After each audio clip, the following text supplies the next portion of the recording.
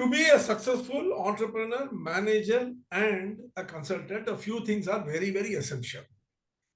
Like one should know the art of decision making because management is all about making decisions. Second thing is one should know how to define objectives. That is very, very important because all activities move towards a particular objective. Then one should know how to create KPIs, key performance indices for the objectives which are created. Because without being able to monitor what you are achieving, you will not be able to do course correction and move towards the objective. That brings us automatically to creating dashboards through which you will monitor what you are achieving. Then, to be able to make yourself visible to the world, you need to know how to create the brand that is going to be visible. How you are going to message the value that you are giving. What sort of a corporate story you are going to tell so that you will be, the customer will be able to relate with you emotionally. All these things are activities, isn't it? You may be thinking that when we are talking about obstacles to strategy implementation, we are talking about something very big. No, believe me, we are talking about these things only. Because all these activities work through the competitive logic that we were discussing. What is the competitive logic that we were discussing? Can any one of you remind me? Can you recollect?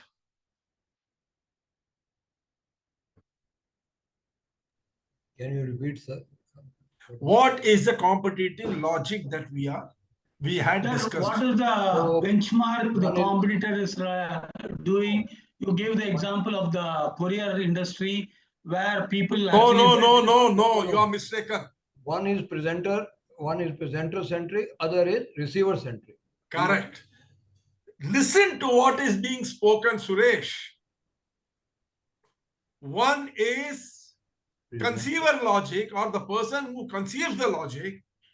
The other is the receiving logic, the person who receives the logic. So this is the competing logic. So you see, in all these cases, you as an entrepreneur or the manager or the consultant is the conceiver. You conceive what is to be done. You conceive the problem statement. Then you find out the solution. And then you see what do. You identify the resources which you are going to use to move towards the solution. So you see, you have 4 obstacles in doing it. The first one is the perceptive obstacle, the cognitive obstacle. How the receiver is going to perceive it. The second is the resource constraint, which we were discussing about. The third is the motivational constraint, and then we come to the political constraint. So, my dear friends, it's very, very essential that you all take these exercises very seriously. That's why I'm telling, because I'm very happy to see that most of you are putting your best foot forward and trying to understand it. Hopefully, by the end of that's why, I have taken such a long session of, where, each one of them, I am giving one particular full workshop of 2.5, 3 hours, because I want it to get into you fully. Because once you know how to create the correct perception in the mind of your audience, once you know how to identify the resources and deploy them properly, once you understand what motivational constraints are and how it can lead to politics within the organization, everybody in this world complains. Politics, office politics is a hell. If you don't know how to play that game, you're finished. And as an entrepreneur or a manager or a consultant, you need to be able to understand the political equations in every organization, in every environment, in every context to be able to overcome it. And that is the fourth and a telescopic hurdle. All the 3 hurdles merge into that hurdle and it explodes in the workplace. We will be going through it, and then in the end, we will summarize everything so that you will learn how to handle all these three effectively. Because whichever way it is, be it from the level of decision making, all these things becomes very important. Okay, it's a science. It is not just something which people are good at by birth. You can develop yourself, and that is what we are trying to do. So now, let us start.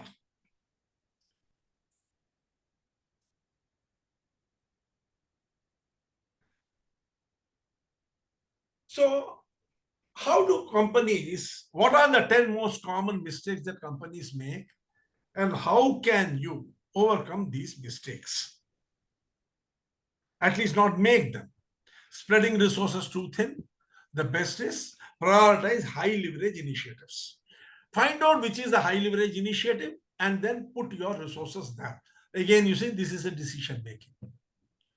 To be able to prioritize high leverage initiatives, you have to be able to take solid decisions by analyzing the initiatives which are there in front of you and where you should put the money.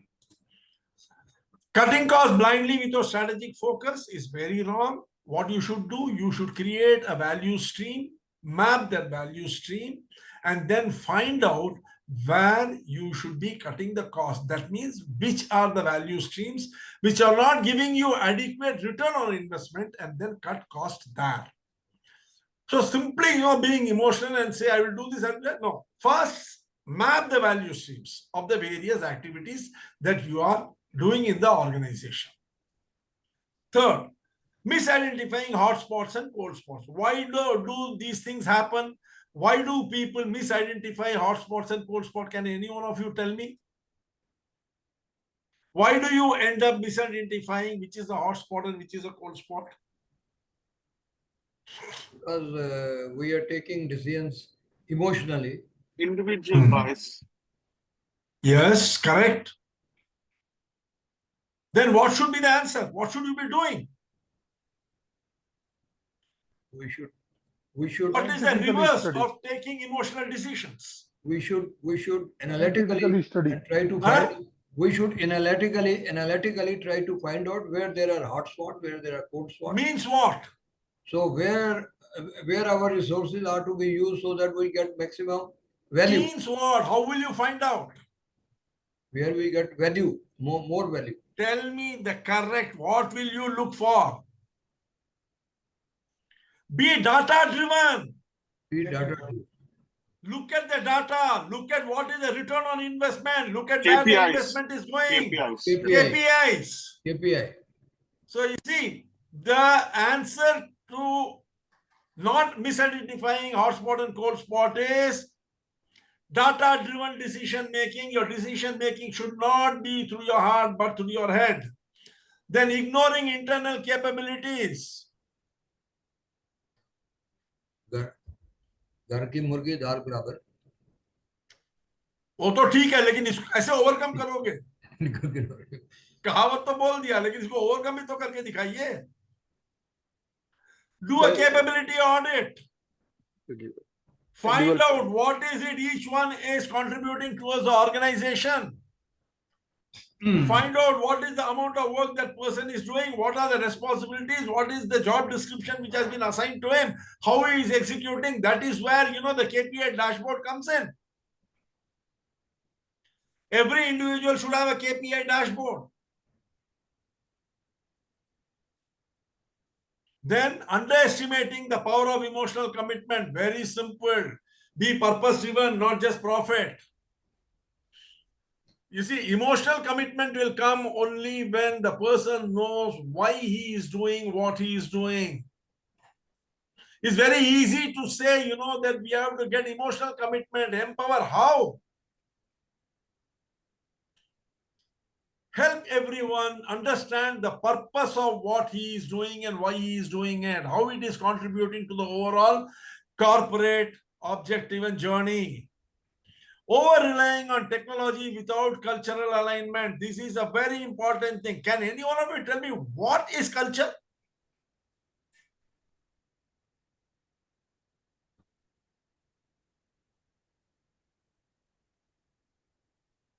The way people behave. Culture means whatever the customs are there of the society, we should try to align ourselves with that. That is culture in the society. Behavior of employees between among them. Huh? Behavior of employees. Correct. What are the convictions and the behavior of the employees? So, implement change management plans. Supposing the culture of an organization is very lackadaisical, they are very relaxed, and you want them to be alert, committed, you will have to bring in change management plans. You have to appoint tech champions. You have to give them hands-on training so that they realize what they are doing and not doing. All these things will only go towards creating a culture which will support technology. When computer first came into the banks, there was huge amount of resistance. Then the entire banking staff from peon up to the topmost level were given hands-on training. They were shown how computer can make their life better, not difficult. They were empowered. That is when the culture changed. Not testing idea before scaling is a very dangerous thing. Do low-cost experimenting. Do pilot programs before full implementation. Run low-cost experiments or pilot programs so that, the people will develop the attitude of testing before they scale. Relying on external partnership without clarity. What can you do? Tell me. Contracting. Huh? Proper contracting on what is expected of the outcome. No. So binding them. Define clear KPI roles and governance mechanisms. How do you know you have optimally utilized your internal capabilities? Without optimally utilizing your internal capabilities, if you go and bring an external partner, what will happen? What will Dejection happen? Dejection of the existing employee. What happens is, you see, usually you give a target to a person in your organization. The first thing he will say is, this target is very high for me. I want assistance. Means what? Give me a support. Give me a subordinate. So what has he done? He has increased the number of people in the company. Correct? What are you looking for? You are looking for an external person to come and do a work which was ideally supposed to have been done by an internal person. This is also looking for external support, isn't it? Before the person becomes your employee, he is an external agency only. So what have you done? The work which could have been done by one person, now you have brought two people. And the person who comes in, he will see that the person above him is sitting and enjoying himself, but this guy will also get demotivated. And both will not do the work. So the first thing you need to do is identify the KPIs, check whether they have done the thing properly or not, and then, redistribute it.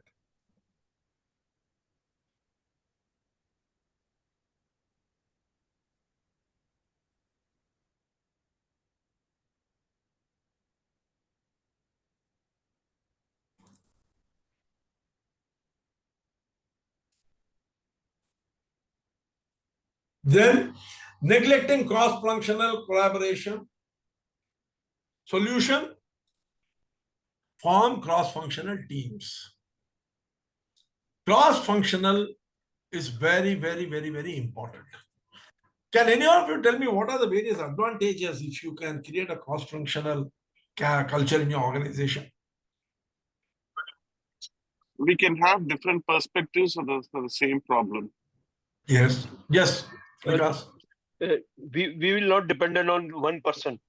If every person will departmentally change and know the everything, so individual will not be heavy on us. Yep. Guruji, one thing is which always makes a difference in cross-functional is it can compensate each other's strengths and weaknesses. Yes. That's right. It develops a teamwork. Huh? It develops a teamwork. Everybody will gel Okay. together. We gave the example of accounts person putting at a floor shop, and he was very miser, we can say, but he was doing a lot of economic benefits. There is one very big advantage. Gallup poll says that only 17% of the employees are engaged, 83% are not engaged. They come to the office just for the salary. When you promote cross-functional working in your organization, you enhance employee engagement. Because what happens?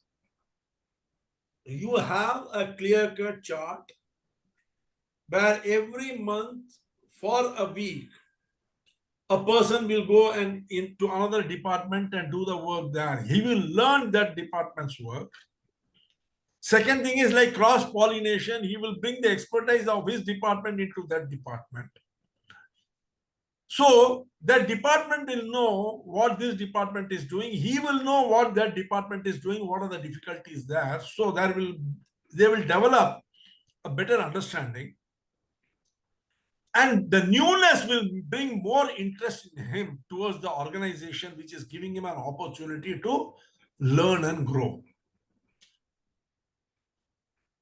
Cross-functionality in any organization is a direct contributor to not just employee engagement, but also to ensuring employee retention. Okay? So all those of you who can try to inculcate this cross-functionality in your respective companies or departments, see what can be done in it so that, So there will be greater. engagement is more important than motivation. Absolutely. Engagement is much more important than motivation.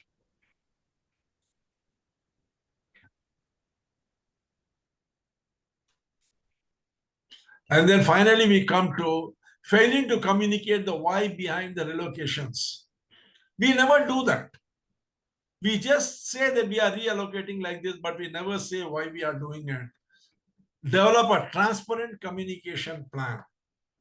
The more transparent you are in your communication, the better will be the organization's trust between each other, and the resources hurdles can be overcome, because when you tell them why you are reallocating the resources the way you are doing it, be it machinery, manpower, technology, finance, time, people will accept it.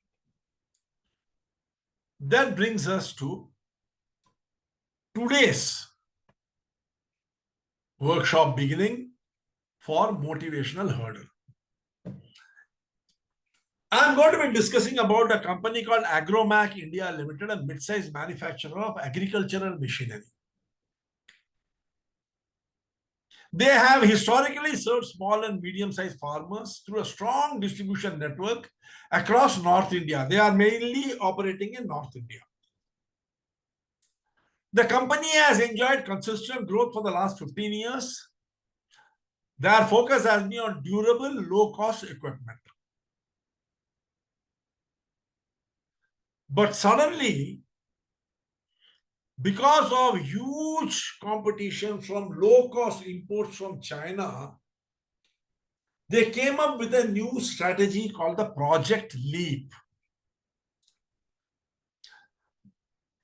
Project Leap was to counter the increasing competition from low-cost Chinese products. Because of the fight between China and America, China started looking for markets, and it focused on Southeast Asia and India, and they started pumping low-cost farm machinery products into India. So the company, Agromac leadership team, proposed a 3-year strategic shift, and they named it as Project Leap. It was a 3-year plan. What did they decide they will do? Number one, they decided to launch a new line of smart sensor-enabled tractor and harvesters. You know, they decided to integrate IoT into their tractors and harvesters, sensor-enabled. A new line of smart sensor-enabled harvesters and tractors. Second thing they decided was creating a new business unit to serve large progressive farms and agri-tech farms. Like, you know, earlier they were servicing small sectors, small farmers. Now they decided to focus on large progressive farms and agri-tech firms, companies who were producing agricultural end products. They decided to reskill the frontline sales staff and technicians to handle technology-heavy products, because all these smart tech, you know, machineries are technology-heavy products. So decided to reskill their frontline sales staff and technicians. And finally, shift from dealer-based sales to hybrid model, including direct sales and digital channels. They expanded their channels. While they were earlier working with dealer-based selling, having dealer hubs in various places, now they went in for a hybrid model. The dealers were continuing. They also went in for direct sales, directly to the companies and directly to the farmers and the agricultural, you know, agri-tech firms. And they also went in for website and digital channels whereby, you know, people could reach out to them on the digital platform. This was Project Leap.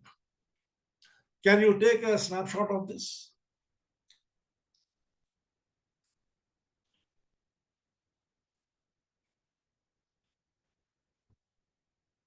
Have you taken?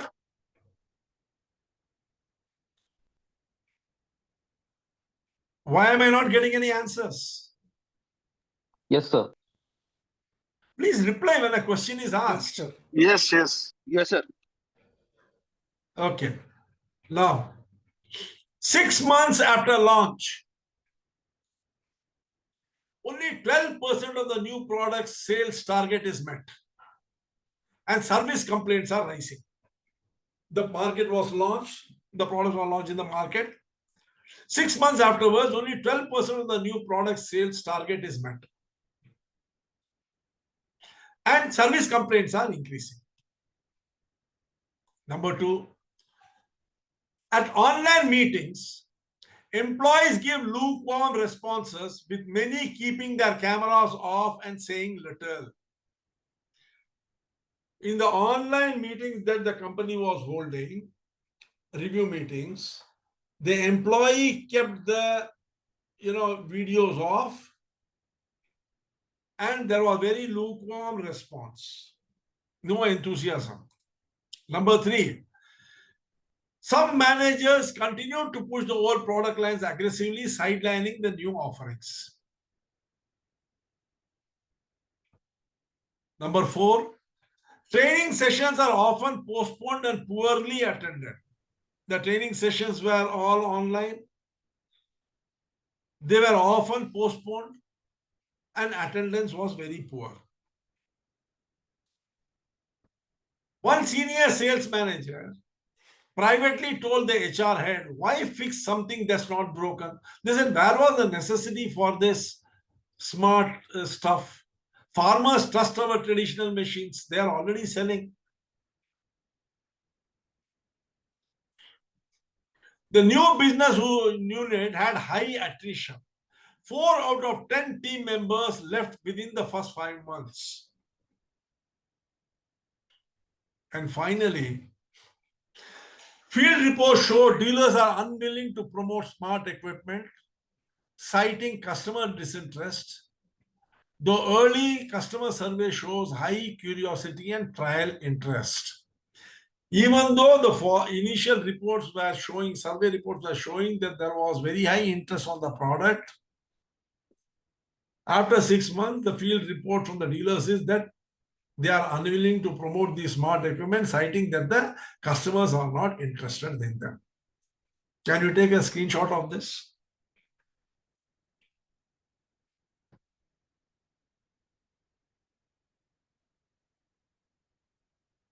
Taken? Done. Done. Yes, sir. Yes, sir. Yes, Yes, sir. yes.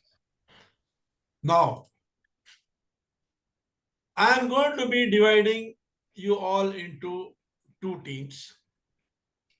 I want you to discuss the following things. Number one, what are the motivational hurdles you see here? Number two, how would you design a motivational architecture to support Project Leap? At the end of 6 months, you as a senior manager, or you as an entrepreneur, or you as a consultant have received these reports. The second one which you have taken. You already know the basis and what Project Leap has done through the first screenshot. At the end of 6 months, what has happened? You have taken the screenshot.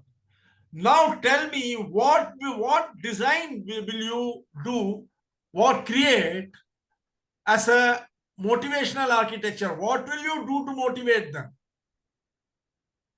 Number three, what role should the middle management and the informal leaders play in this transformation?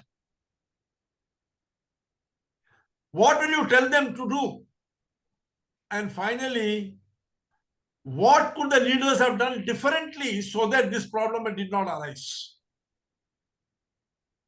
What could they have done differently? These are the 4 discussion prompts. Please take a screenshot of this.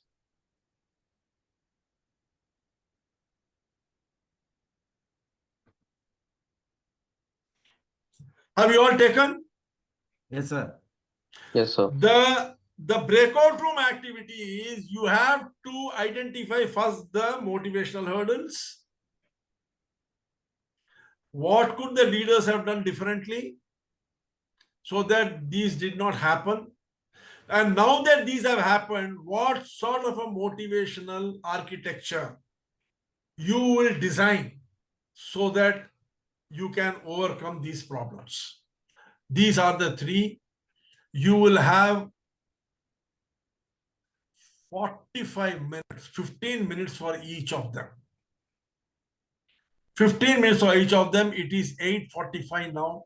At 9:30, I will close the meeting. And I want you to create all the 3. What are the motivational hurdles which are there? What should the management team have done differently? Number 3, what motivational architecture are you going to create so that the company Project Leap can come out of this motivational hurdle successfully? Is it clear?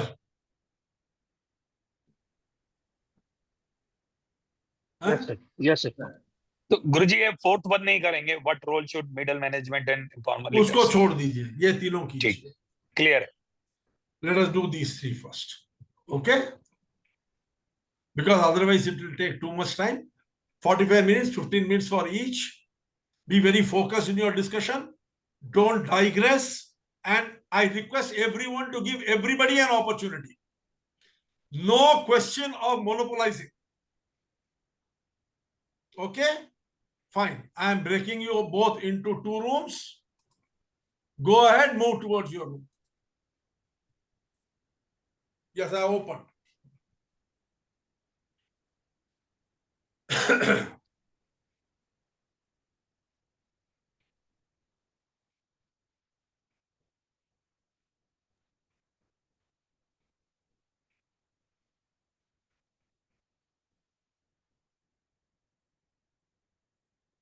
Yogesh ji, go to your room.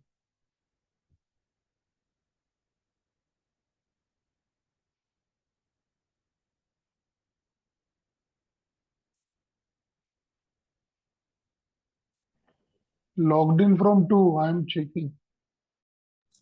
Okay, okay.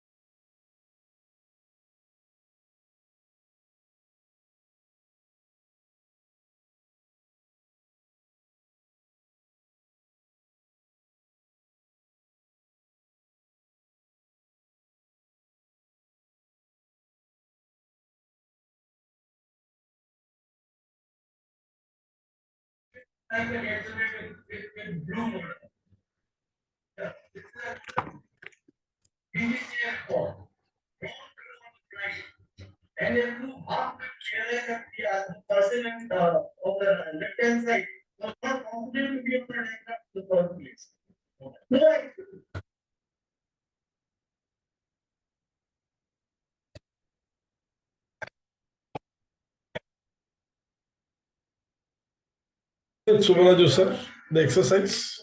Yeah. Eh? In group 2, it was very funny. Everyone speaking, no one wants to listen.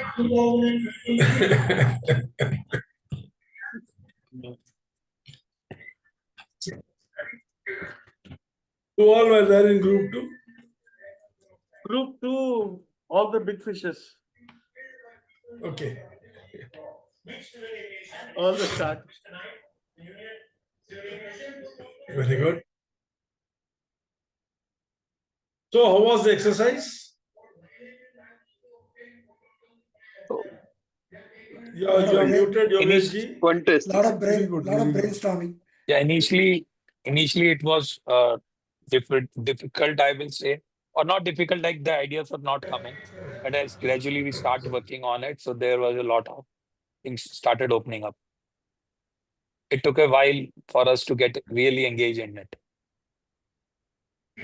So, what exactly was the problem?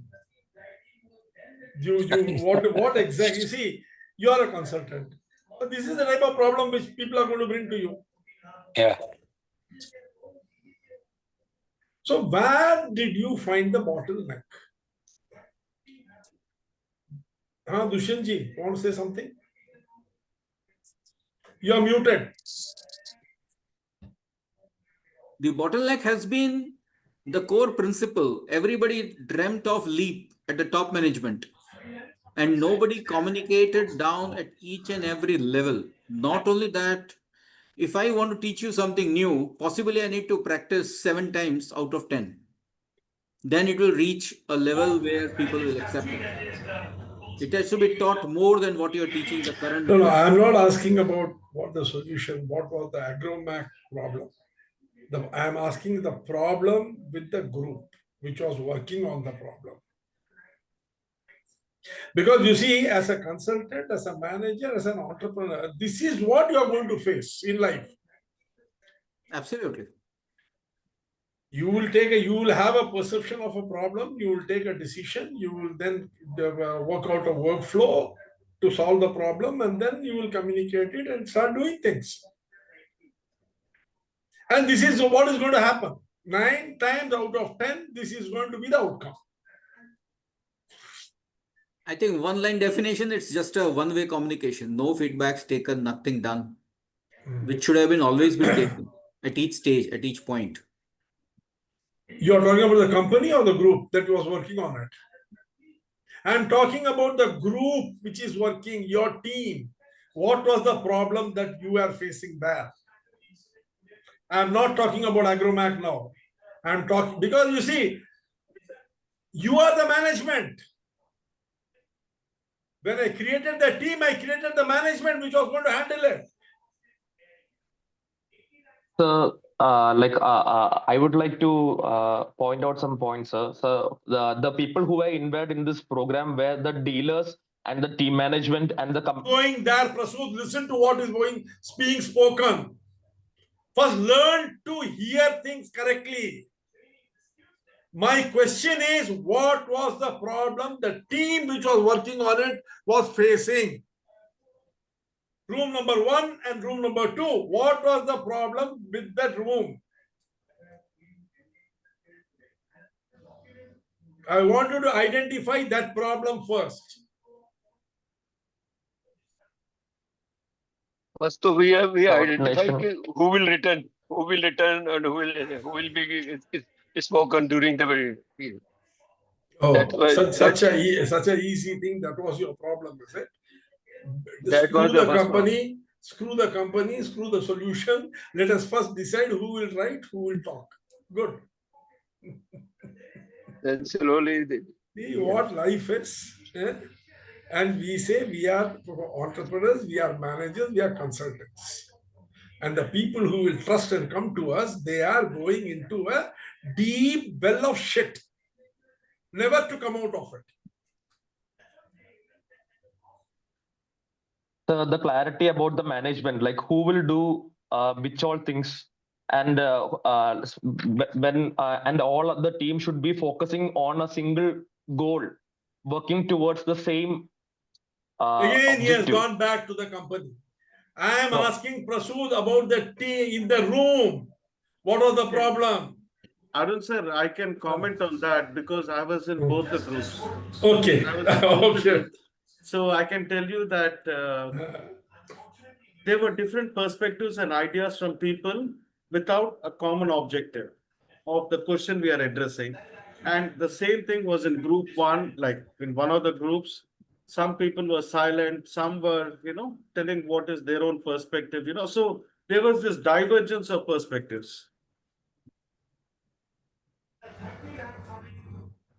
That's what So you see, possibly what was happening was you suddenly get an idea, you want to thrust it onto the people first.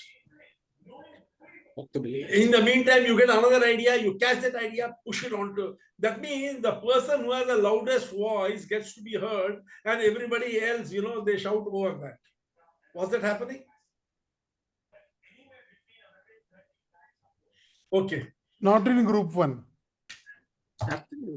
Possible. Now we will understand what has happened. Now we will understand. So 3 things you had to identify. What are the 3 things you had to identify? Number one, what are the motivational orders, and Yes. and how to motivation architect, and then what could leaders have done that different. So The 3 one things. is what is the, let us go by sequence, Mr. Mathur. Yes, sir. What are the motivational hurdles? Yes, as our group What has. could the management have done differently? Yes. And Good. now that the demotivation has set in, what sort of a motivational architecture are you going to design to come out of it? Correct? Yeah. Yeah. If you are the proprietor, or you are the senior manager, the CEO, or the general manager, or the vice president, or you are the consultant to whom the company owner has come and he says, sir, we created a project leap. It was a 3-year project.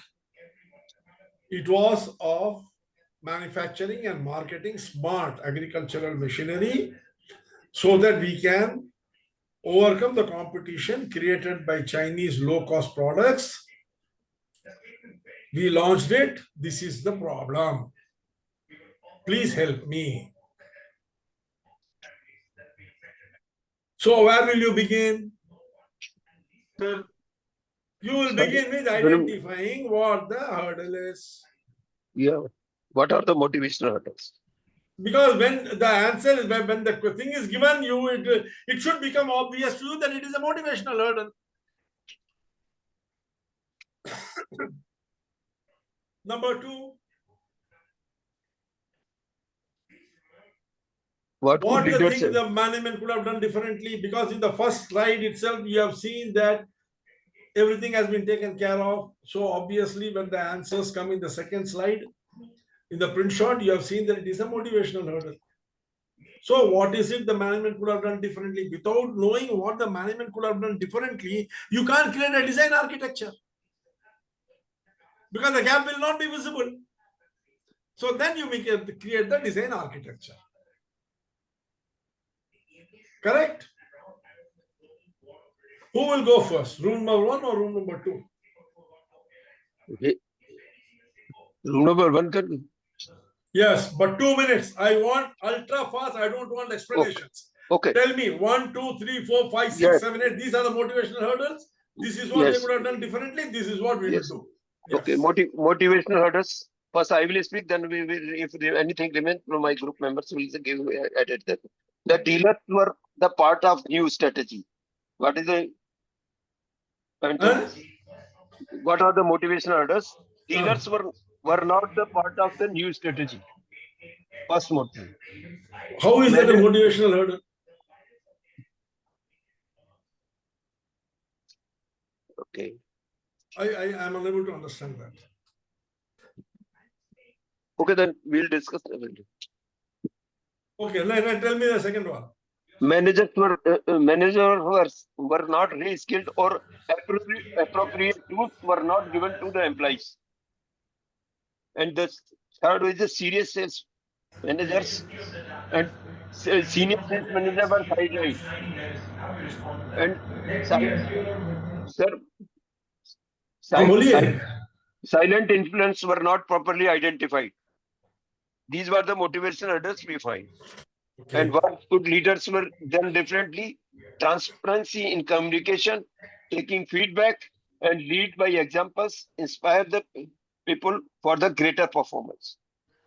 And the architect, we find that empower the people to take more responsibility and develop incentive-based plan and to take every consent to have inclusive engagement model. Then Raju sir will please explain further.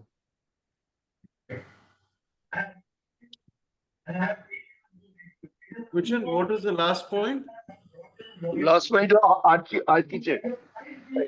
We have to empower the people to take more responsibility, develop incentive-based plan to take everyone concerned in have inclusive engagement model. So basically have a plan, have a buy-in from the internal and the external stakeholders, and so that they know what is in it for them, which could be a big motivational factor, and have them committed to the cause. Yeah. Yes. Good. Yes, room number. This is room number 2, huh? Room number 1, Balkrishan ji, sir. Anybody else wants to add anything? Balkrishan ji.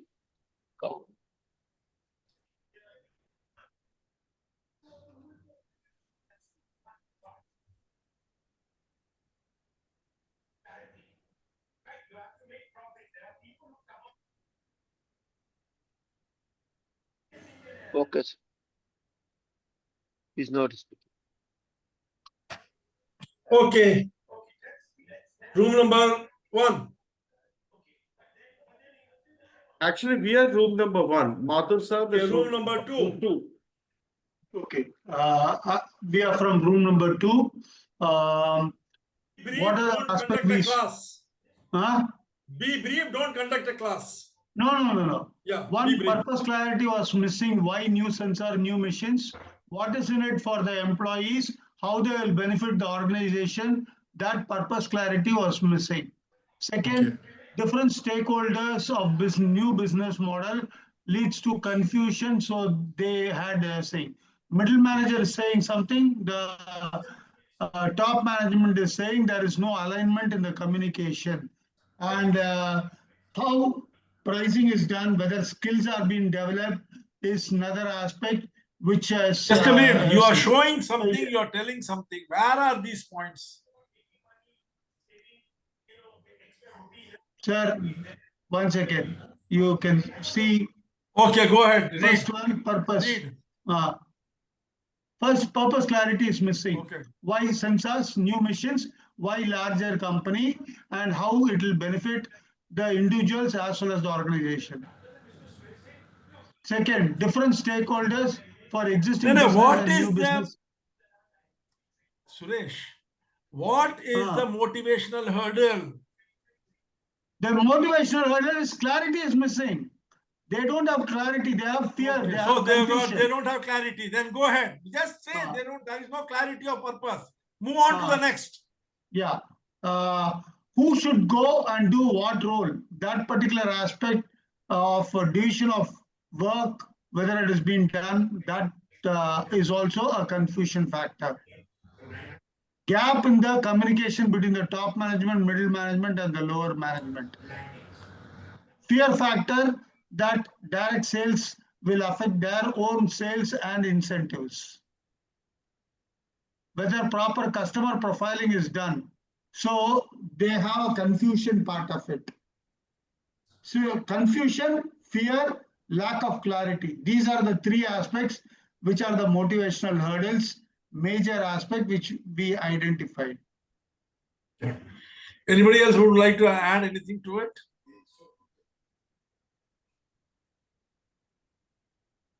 Skill. Anybody else would like to add something? share. Others, please contribute. No. Okay, unshare the screen.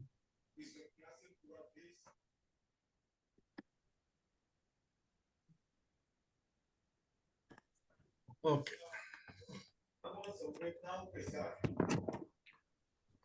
Let's see.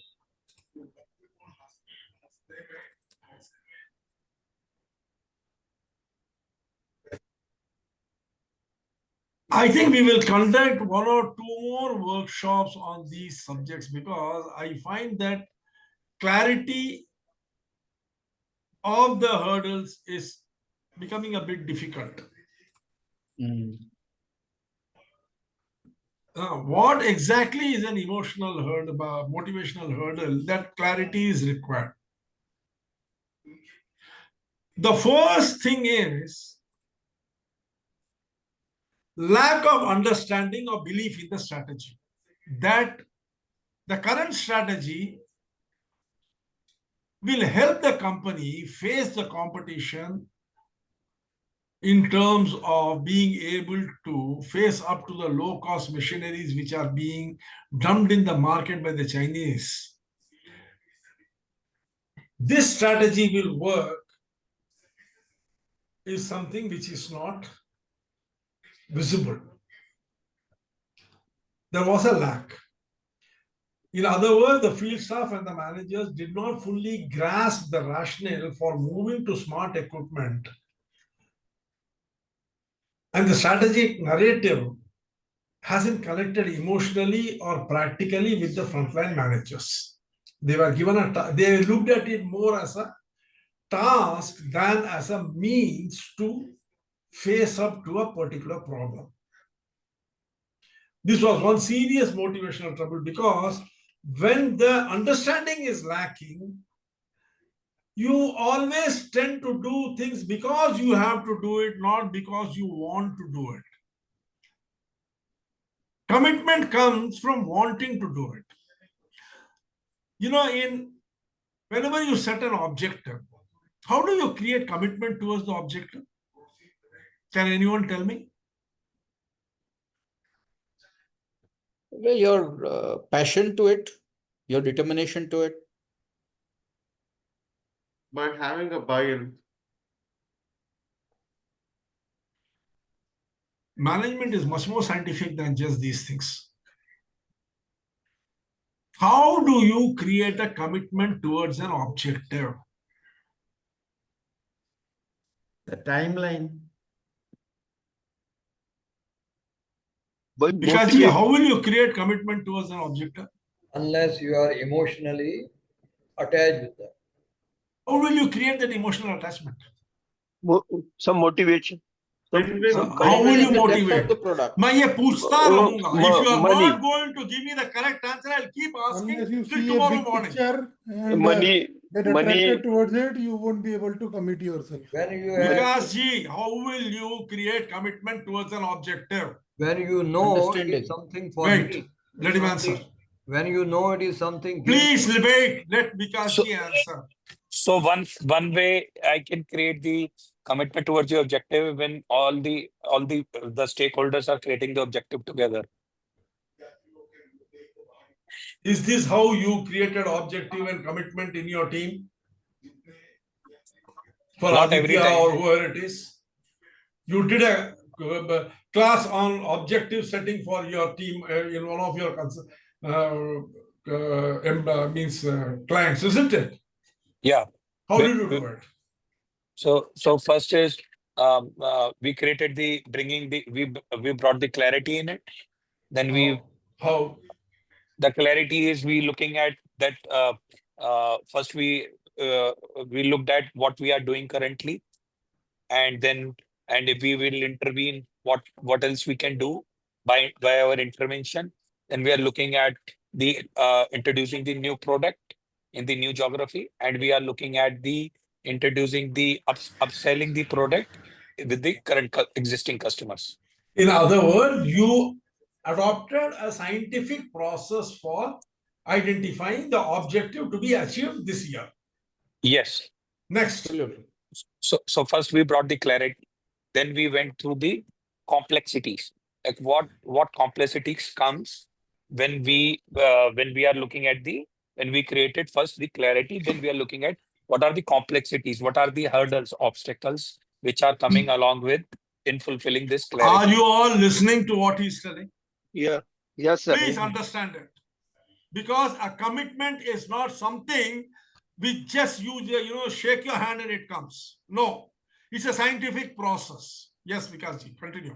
So after clarity and we have looked at the complexities, then we are looking at the challenges. What are the obstacles which can come in our way to complete to what we have created our objectives?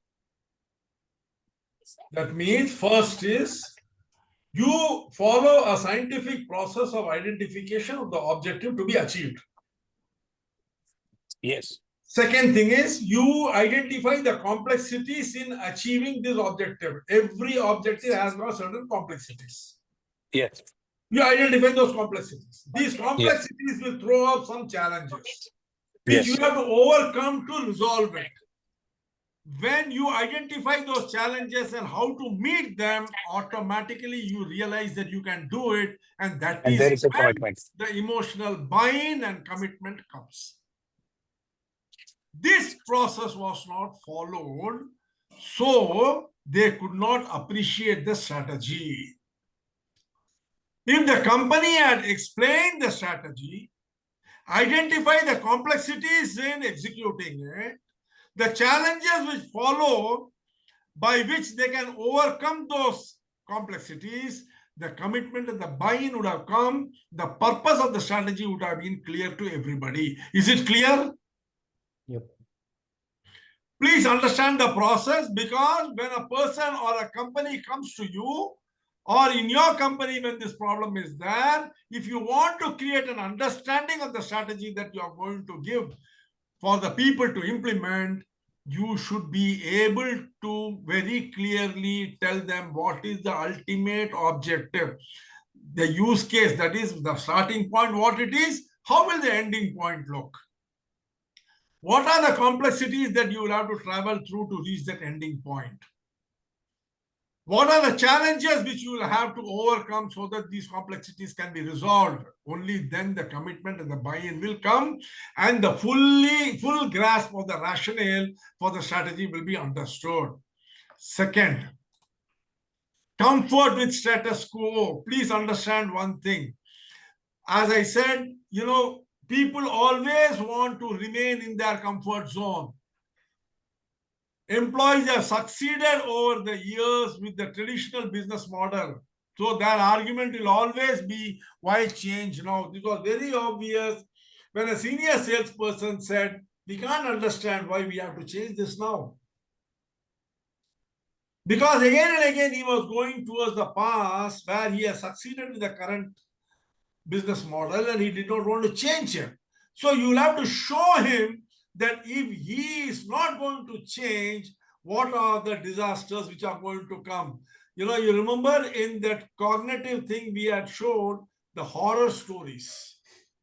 Show them what horror is waiting for them if they don't change.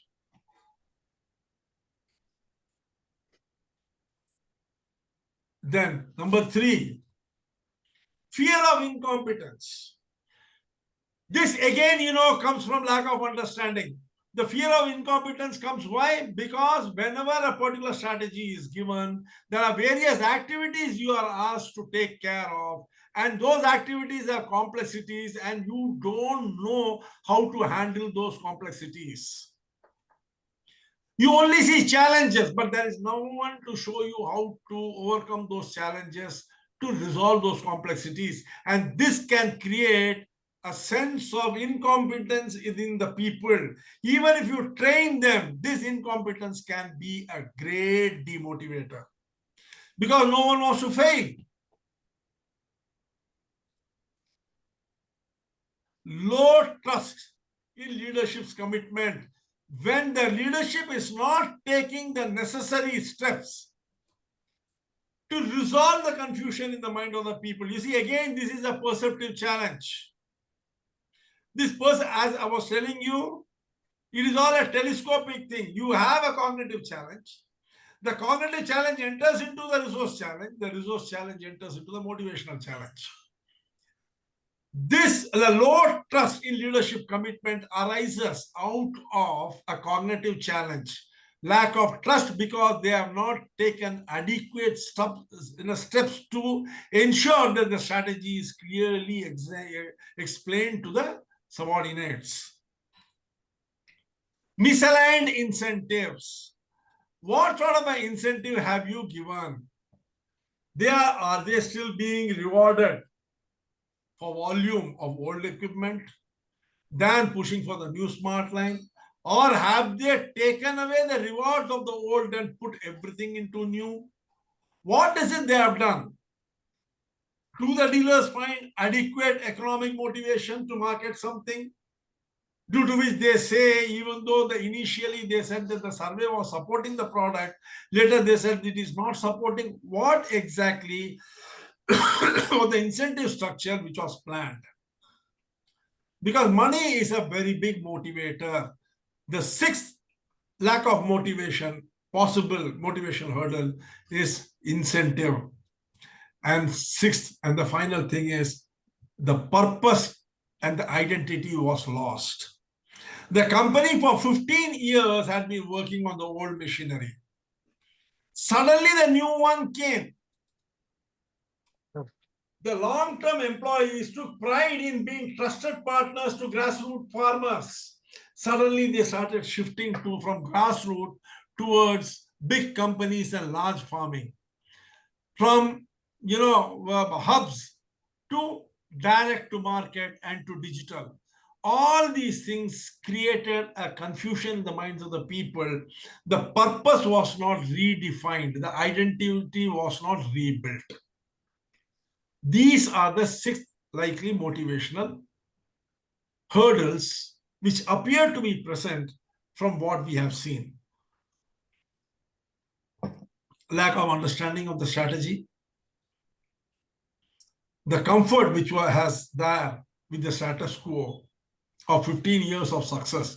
Please remember, right in the beginning, we said that they are focused in North India. They are very successful for 15 years. Then Chinese started dumping their products in India, and that is when they came up with this, project LEAP. They took their time to introduce it, trained people, created a new set of, strategies for it. And they went to the market 6 months down the line. That is what they saw. The third is fear of incompetence. That means even though the people were trained, they were trained possibly on the smart machinery. What they did not address possibly was the implementation of the strategy itself. The implementation of a strategy is not understanding the smart machinery. Then low trust in leadership's commitment. There was no way that it was possibly conveyed to them that this is going to be the future and not the earlier one. That brings us to misaligned incentives. When the new one was introduced, what sort of an incentive system was put in place due to which there was a misalignment? And finally, how did the channel and the product mix basket create a confusion in the minds of the field force, the grassroots level people, about their purpose and identity? How did they identify themselves with it? These are the 6 likely motivational hurdles which are present. Because of the loss of purpose and identity is very obvious from the fact that when the meeting comes, no one switches on the video. There is no any commitment. Low trust on leadership's commitment is very obvious from the fact that very often the training programs are being postponed. That means if the leadership itself is not interested in training its people, how will the people be interested in being trained? What could the leadership have done differently? Number 1, co-create the strategy narrative. They could have, instead of mandating all these things, Instead of announcing Project Leap from the top, leadership would have involved regional managers and frontline employees in shaping the transformation story, making them co-owners rather than mere recipients of the strategy. They could have taken, it's not necessary that you have to create the strategy on the spot. No, you could have created the strategy, but then before announcing it, create a 2 or 3 day workshop, spend some time with them and nudge them towards creating the strategy that you want. This is a strategy which many companies do. They create the strategy, but they don't announce it. They create a workshop or an annual conference or 3 day conference or something, bring all the senior managers together and then, nudge them into developing that strategy. In the process, they can easily fine-tune the strategy to make it very effective. Because everything that you think need not be right. There could be a few suggestions coming from them which can help in the building of the strategy also.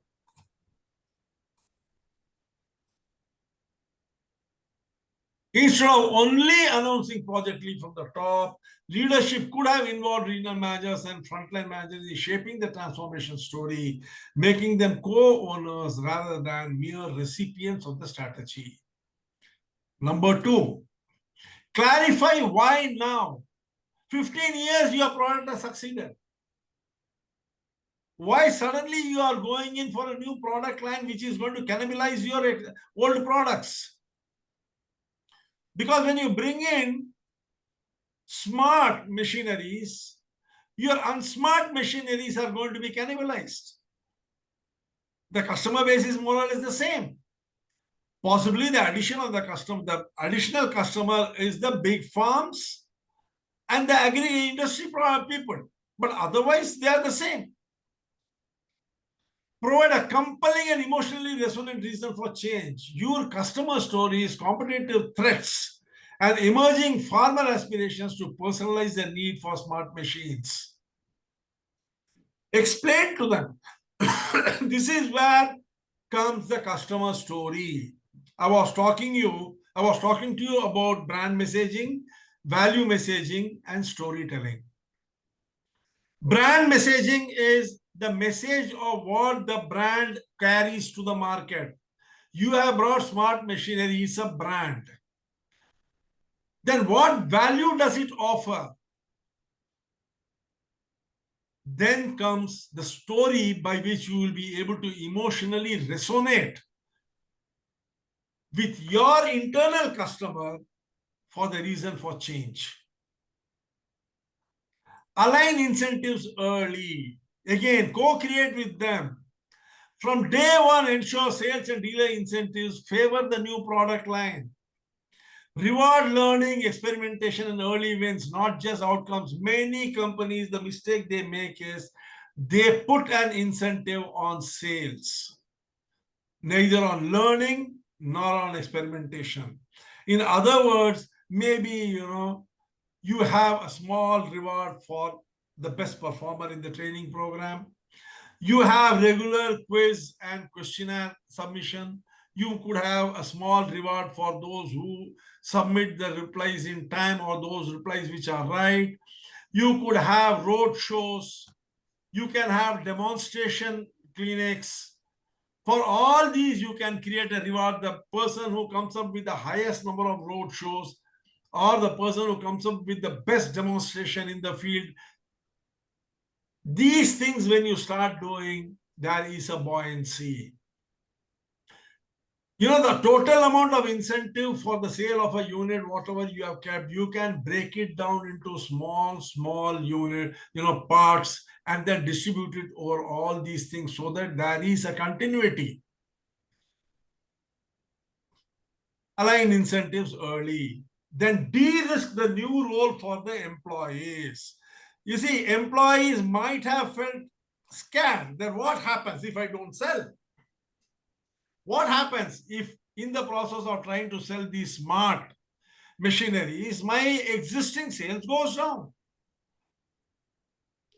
The management needs to identify these risks. Leadership should acknowledge fears openly and build psychological safety. For example, early pilots could pair high-performing legacy employees with tech trainers in a buddy system. Maybe, a new person who is being recruited for tech products can be combined with a person who is a leader in old farm machinery sales, and then send them out into the market together, supporting each other. De-risk the new role for the employees. And finally, visible top management commitment. Senior management should be visibly involved. They should walk the talk. Riding along on sales calls, go with them. Show them how it is done. Attend the training program yourself. Praise those who are trying the new path. Tell them that you are willing to support them even if they make a mistake. Create the psychological safety net. If all these things had been done, most of these failures would not have happened.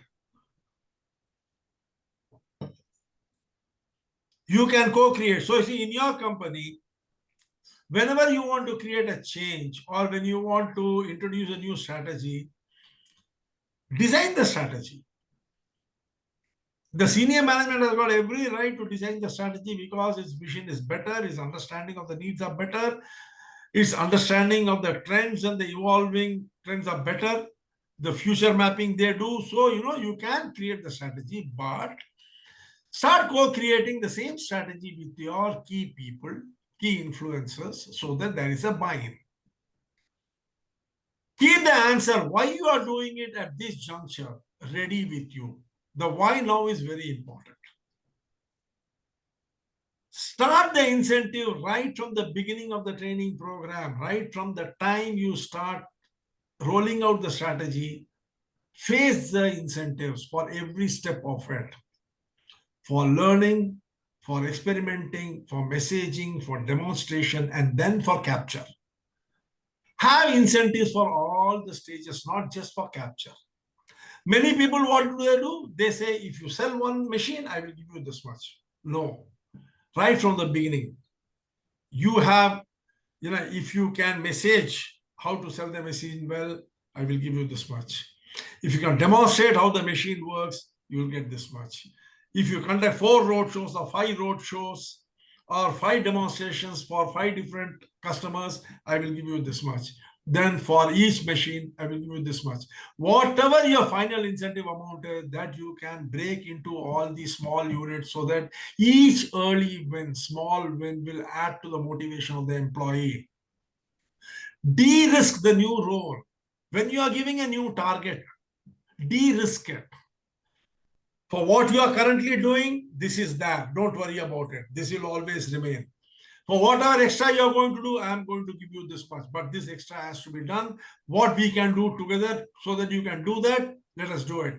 When you do this, you de-risk the new target because the existing income is not touched. Then finally, show your commitment. Go with them to the field. Do the job along with them. Get them to do the job as you observe and help him so that he feels that you are as much a part of the whole process. Design a motivational architecture. How do you design a motivational architecture? First, incentives. The bonuses and promotions to both new product sales and learning milestones created. You see, what could have been done by them is what now you are going to be putting into practice. Number 1, incentivize the people right from learning to product sales. Number 2, give teams flexibility in how they implement the change. Something is very similar to co-creation. Pilot models, field experiments, all these things, give them the freedom to do it so that they feel that the strategy is theirs. You already made the mistake of pushing it down, mandating from the top. Now redesign it, give them the autonomy, tell them that you decide when you want to do the pilot, what sort of a pilot model you want, how do you want to do the field experiments, what sort of a roadshow you want to conduct, where do you want to demonstrate, all these are your decisions. Only thing is create a dashboard for the number of road shows to be conducted, number of field demonstrations to be conducted, the pilot model, how it should look. Clearly give the wireframe and then get them to implement it, create the dashboard and review that. As I was telling you, creation of dashboard is a very, very important talent for every manager, every employee, means a consultant and every entrepreneur. A dashboard is a visible representation of what you are doing. And the more it is in front of you, the more you will be attracted to do it. Mastery, offer high quality hands-on training with real-time feedback and practice lab. This is something which you have to do again, because why does what is the meaning of this mastery? What exactly you are trying to do here? So the practical difficulty in the field need to be addressed. Correct. Understanding the complexity of the target, understanding the challenges of the target, understanding how to overcome it. All these are the training that you will be giving them. Sir, the factor of Chinese onslaught should also be taken into picture during this mastery kind of thing. Chinese onslaught is already there. They are there with the low-cost product. To overcome that only you have come out with your tech smart products, isn't it? Yes. Then you are going to be talking about the tech smart product. Never ever talk about your competitor to your customer. You will be reminding him of the competitor. Okay. You understand what I mean? Okay. One of the cardinal mistakes that companies make or salespeople make is talking about the competitor. Don't do that. Don't remind them. Okay. Talk about yourself. Then comes purpose. Frame the mission as empowering the next generation of Indian farmers. Give them a high-level purpose. When the purpose is very clear, the motivation and empowerment starts. Recognition systems. This is very closely aligned to the incentive system. Recognize small wins. First smart tractor solo, first complaint resolved, first adaptation story, everything, small wins, identify. Create cross-functional teams. This is where you bring in the real engagement.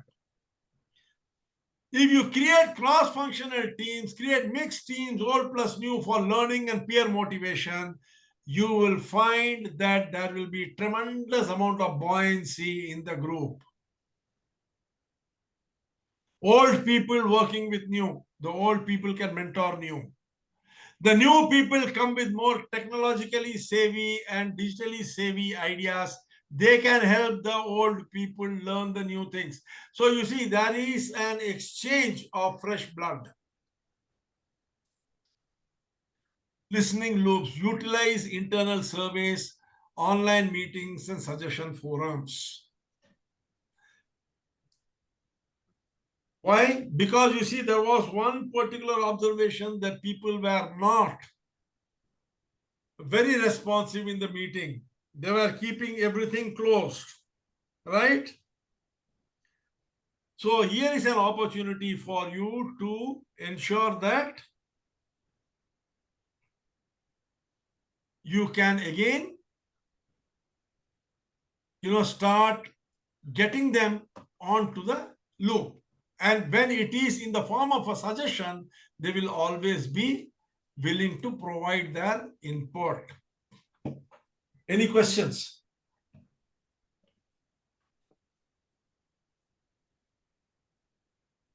Rather, one signal of getting a feedback after 6 months. So feedback could have been obtained earlier and not after 6 months. That signal is also Is a case study. There is a case study. You can take feedbacks whenever you want, but in the case study, that is how it is.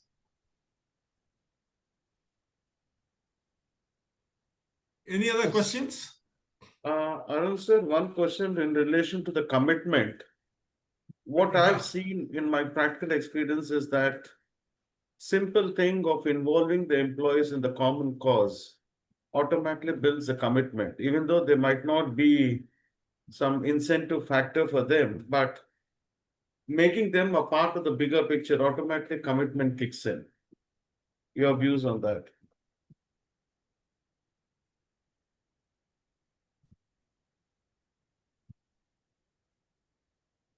My view is very simple, Subaraju sir, Singaraju sir. I have throughout my life followed the principle of fixing an objective with absolute clarity in my mind how I am going to achieve it.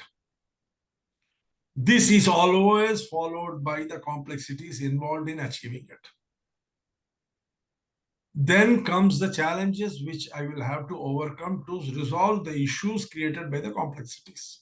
Once I know how I can do all these things, I automatically realize, that it's just a question of going through the motions of doing it and I will achieve it.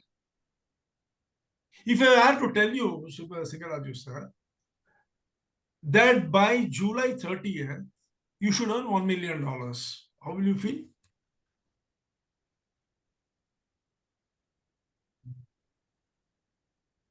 I give you a target that you have to achieve 1 million by July 31st. What will happen? I would work towards it. Why? How? Tell me. Because it will be agreed between both of us, right? Saying that you don't assume too much. I just told you you have to achieve 1 million. How will you achieve it? If I'm not comfortable with it, I will come back to you and say that this is a very optimistic. You tell me. I have told you. You have to achieve $1 million. I have told you.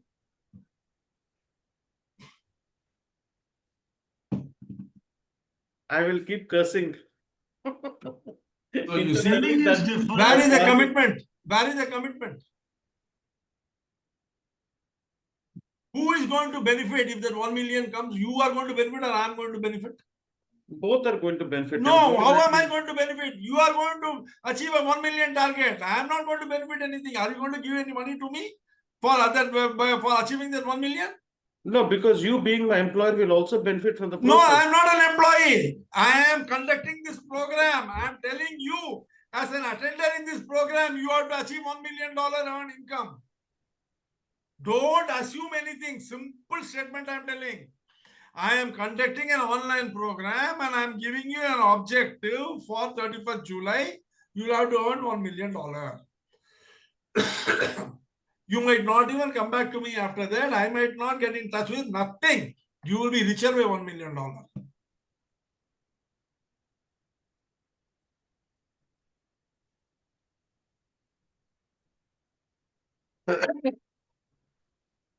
Could you get the commitment? No. You will never find the commitment. But if I were to help you understand why this $1 million has been said, your current income as a chartered accountant is X. At the rate the market is growing, by July 31st, this X will become X plus A. By intervention and your action on identifying new customers, it will become X plus A plus B. Through new services that you can add to your existing services, it can become X plus A plus B plus C. And by your entering into new geographies, it can become X plus A plus B plus C plus D. And this X plus A plus B plus C plus D can become 1 million. The next immediate question will be, okay, all these things theoretically appear very good. Practically, how it is possible? That is where the complexities come in. So the first complexity, market grows by A. What is the complexities in it? X plus A plus B, what are the complexities? X plus A plus B plus C, what are the complexities? Similarly for D. So what are the challenges in overcoming these complexities? What steps you need to take? What resources you require? What help you require to overcome these challenges is the third part. When you understand that, you realize it is only a series of actions which are necessary, which if you do, you will be able to achieve that $1 million. Are you getting what I'm telling? Yeah. You see, I'll tell you one thing. Man always does things by the heart and tries to explain it through the head. But when he tries to do it with the head, he will never fail. Simple. Sit down with a paper and pencil, work it. 1 plus 1 is 2. It is only in the world of the cuckoo land that 1 plus 1 becomes 11. And then the person who says 1 plus 1 is 11 will argue with you, it is synergism. But you put 1 rupee and another 1 rupee in your pocket, roll your hand over it and say synergism, synergism, synergism. When you pull it out, that will be only 2 rupees. It will never become 11. So you see, it is absolutely necessary to be able to follow this process. When you are creating an objective, sit down, don't be emotional. Clear-headedly create the objective. Identify the complexities in achieving these objectives. What are the challenges which you will have to overcome to resolve these complexities? Once you have understood that, believe me, you will have absolute commitment. Not 1% will it be less.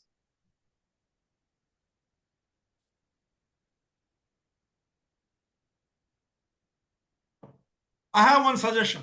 If it is okay with you all, tell me. We are halfway through and it is already 10:20, 10:17. I think, yeah, I'm sure you all don't want to keep away till 1 o'clock in the night. Could we continue this workshop on Sunday evening at 8 o'clock? Yes, sir. I am okay. Huh? I am in. Okay. Because you see, I want every one of you, see, because Yes. these 4 things you will have to master. Absolute. I'm not going to leave you guys alive if you don't master it. Agreed. You have to master it. It has to get into your head, absolutely, the thinking pattern. Has anyone got any problem with joining again on Sunday night at 8 o'clock so that, maybe we can spend 1.5 hours, complete this, and then go on next week to the next one? Okay, sir. Madhur Saab, Okay, sir. क्या हुआ? Yes, sir. I am ready on Sunday. No problem. Goswami sir, Dushen ji, Yeah. Balakrishnan sir, I think we have our class tomorrow morning now, And Balakrishnan tomorrow sir. evening, sir. 9 o'clock. Tomorrow evening, tomorrow morning, who is having? Oh, Vikas ji, tomorrow morning is yours, no? Yes. Okay. So we will have this. I will send you the link for Sunday evening at 8 o'clock. Okay? Perfect. You can go through the whole thing. I will post the video recording also by tomorrow morning. Go through it. We will have, any doubts you have got, we can think, listen to it, clarify the doubts, and then we will continue with it for maybe 1.5 hours more and complete today's session. Sorry for dragging it so much. Okay? Okay. Thank you. Thank you. Thank you. Was it clear till now? Yes. Yes, sir. Yes, sir. Thank you, sir. Thank you. Absolutely Yes. clear. Yeah, like objective, challenge, thing, and then come down. What are the, sorry, Objective first. Are you Then, finding the subject interesting or is it very bland? yeah. Huh? I think it's very practical. This is very practical. And your explanation is also very tremendously. You leave my expression alone. Are you finding it interesting? Because you have to learn the thing and do it. It directly enters, just like blood. Okay. Okay then. Good night. Right. Good night, sir.